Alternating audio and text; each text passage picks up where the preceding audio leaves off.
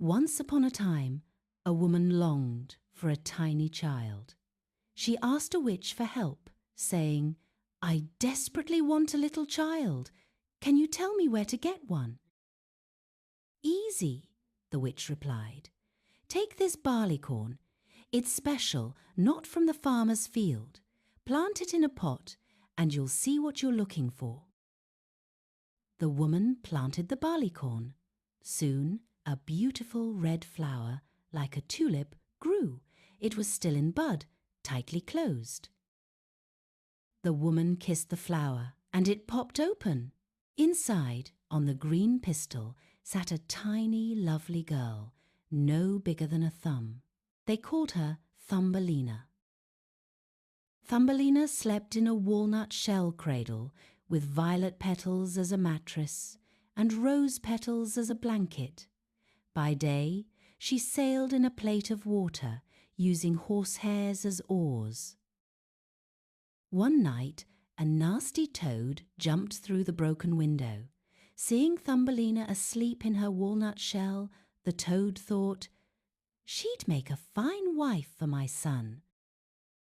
The toad grabbed Thumbelina and hopped into the garden, placing her on a wide lily pad in the stream. Thumbelina woke up, surrounded by water. "Oh no," she cried, "I can't get back to land." She is so despaired. The old toad and her son came to the lily pad. The old toad said, "This is my son, he'll be your husband. You two will be very happy in the mud." The fishes in the stream were sad for her. They bit the stem of the lily pad, setting Thumbelina adrift. Thumbelina floated along, and the birds in the bushes sang, "What a pretty little girl." A lovely white butterfly liked Thumbelina and landed on her leaf. Thumbelina tied her belt to it so they could travel together. A big Maybug saw her and grabbed Thumbelina's tiny waist, flying her up into a tree. Thumbelina was scared for the butterfly tied to the leaf. The Maybug flew her up into the tree, where he hoped to show her off. The Maybugs didn't like Thumbelina. They said, "She only has 2 legs. How ugly!" The Maybug left her on a daisy to be on her own. Alone in the big forest, Thumbelina felt sad. She made a bed of grass and lived under a large burdock leaf, eating nectar and drinking dew. When winter came, Thumbelina was cold. Her clothes were torn. She wrapped herself in a dry leaf, shivering terribly. She came to the door of a field mouse's home. She asked for a barleycorn. She said, "I haven't eaten anything in 2 days." The field mouse, a kind old soul, said, "Come in, little one, and have something to eat. You can stay with me for the winter." The field mouse said, "My neighbor, the mole, comes to visit. He has beautiful black velvet fur. Marry him, and you'll have a good life." Thumbelina didn't want to marry the mole, but she had to sing for him. "You must sing the most beautiful story you know for him," the field mouse said.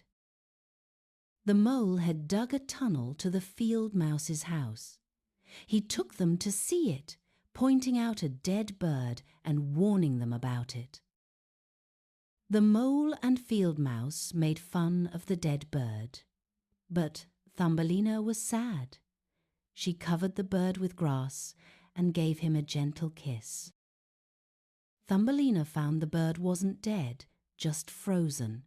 She looked after him carefully and wrapped him in cotton wool. The swallow told her he had hurt his wing and could not fly with his friends. Thumbelina took good care of the bird, bring him water in flower petals. When spring arrived, the swallow said goodbye. He asked Thumbelina to come with him, but she couldn't leave the field mouse. "I can't leave," Thumbelina said. The swallow flew away, and Thumbelina watched with tears in her eyes. She missed her friend so much. The field mouse told Thumbelina to start sewing her wedding dress. The mole was coming soon. Thumbelina longed for the swallow to return. Thumbelina was forced to marry the mole, who she did not like at all. She sadly said goodbye to the sun just before the wedding.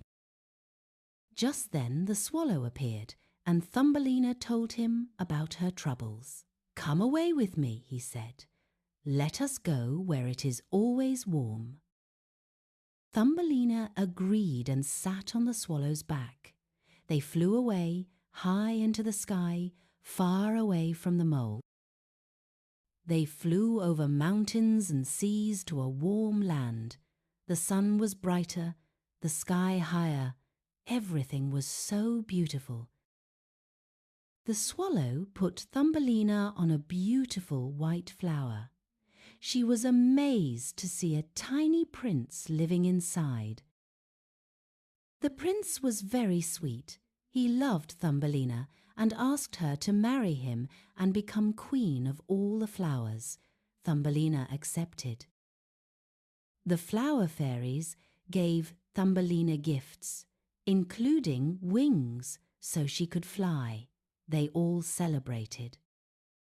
The flower prince renamed Thumbelina as Maya. Then the swallow bid goodbye, flying back to Denmark. From there, the whole story is told.